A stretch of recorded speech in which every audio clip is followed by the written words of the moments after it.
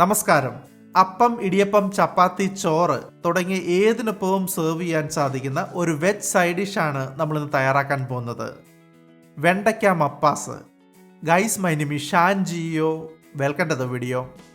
വെണ്ടയ്ക്ക മപ്പാസ് ഉണ്ടാക്കുന്നതിനായിട്ട് 10 വെണ്ടയ്ക്ക കഴുകി വൃത്തിയാക്കിയ ശേഷം 1 ഇഞ്ച് നീളത്തിൽ കട്ട് ചെയ്തെടുത്തിട്ടുണ്ട്. ഇതുപയോഗിച്ച് ഏകദേശം 4 മുതൽ 5 പേർക്ക് വരെ സെർവ് ചെയ്യാൻ പറ്റുന്ന അളവിൽ നമുക്ക് മപ്പാസ് തയ്യാറാക്കാൻ പറ്റും. ആദ്യമായി ഇത് ഫ്രൈ ചെയ്തെടുക്കണം. അതിനായിട്ട് ഒരു പാനിൽ 3 ടേബിൾ സ്പൂൺ വെളിച്ചെണ്ണ ചൂടാക്കിയ ശേഷം വെണ്ടയ്ക്ക അതിലേക്ക് ചേർക്കുക. പിന്നീട് സ്റ്റൗ മീഡിയം ഫ്ലെയിമിൽ വെച്ച ശേഷം ഇത് തുടർച്ചയായിട്ട് ഇളക്കി ഫ്രൈ ചെയ്തെടുക്കുക. ഇങ്ങനെ വെണ്ടയ്ക്ക ഫ്രൈ ചെയ്യുന്നത് മൂലം വെണ്ടയ്ക്കയുടെ ഒട്ടിപ്പിടിക്കുന്ന സ്വഭാവം മാറിക്കിട്ടുകയും അതുപോലെ തന്നെ കറിയിൽ ചേർക്കുമ്പോൾ ഉടഞ്ഞു പോവാതിരിക്കുകയും ചെയ്യും. വെണ്ടയ്ക്ക നന്നായിട്ട് വേവുന്നതുവരെ ഏകദേശം 5 മിനിറ്റ് നേരമാണ് മീഡിയം ഫ്ലെയിമിൽ ഫ്രൈ ചെയ്തെടുക്കേണ്ടത്. ഇതിപ്പോൾ ഏകദേശം 5 മിനിറ്റ് ആയിട്ടുണ്ട്. വെണ്ടയ്ക്ക ആവശ്യത്തിന് വെന്തിട്ടുണ്ട്. ഇനി ഇത് എണ്ണയിൽ നിന്നും കോരിയെടുക്കുക.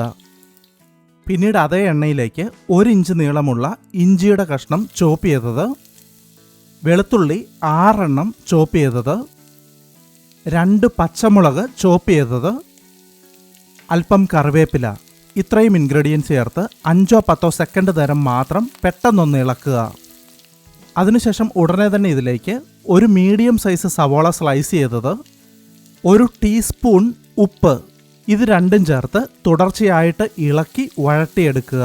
സവോള ഗോൾഡൻ കളറൊന്നും ആവേണ്ട കാര്യമില്ല, നന്നായിട്ടൊന്ന് വാടി വെന്ത് കിട്ടിയാൽ മതിയാകും. ഏകദേശം 3 മിനിറ്റ് നേരം മീഡിയം ഫ്ലെയിമിൽ വഴട്ടിയാൽ മതിയാകും. ഇതിപ്പോൾ 3 മിനിറ്റ് ആയിട്ടുണ്ട്. സവോള നന്നായിട്ട് വാടി വന്നിട്ടുണ്ട്. ഇനി ഇതിലേക്ക് ഒരു മീഡിയം സൈസ് തക്കാളി കട്ട് ചെയ്തത് ചേർത്ത് ഇളക്കുക.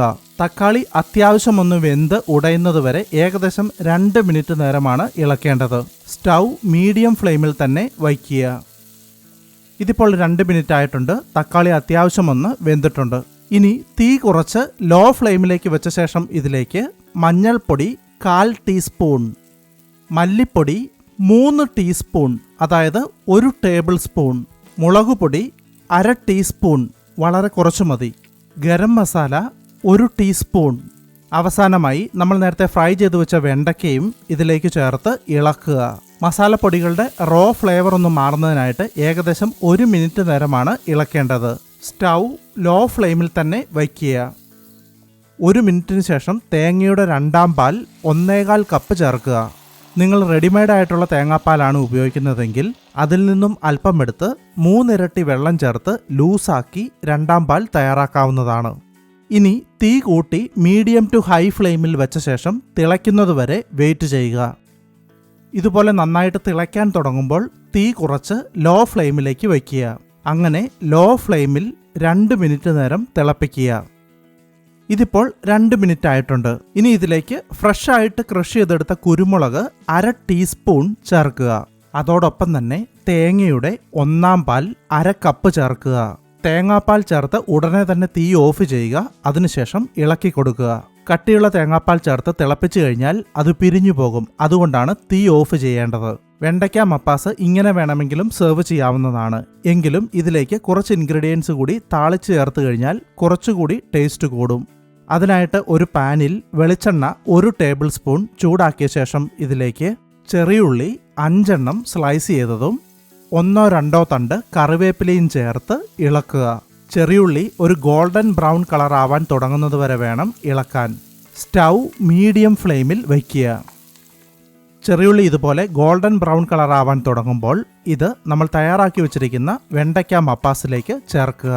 ഇത് ചേർത്ത് ഉടനെ തന്നെ ഇളക്കരുത്, നേരെ മറിച്ച് ഇതൊരടപ്പ് ഉപയോഗിച്ച് അടച്ചു വയ്ക്കുക. കുറഞ്ഞത് 10 മുതൽ 15 മിനിറ്റ് നേരം വരെ ഇങ്ങനെ അടച്ചു വയ്ക്കണം.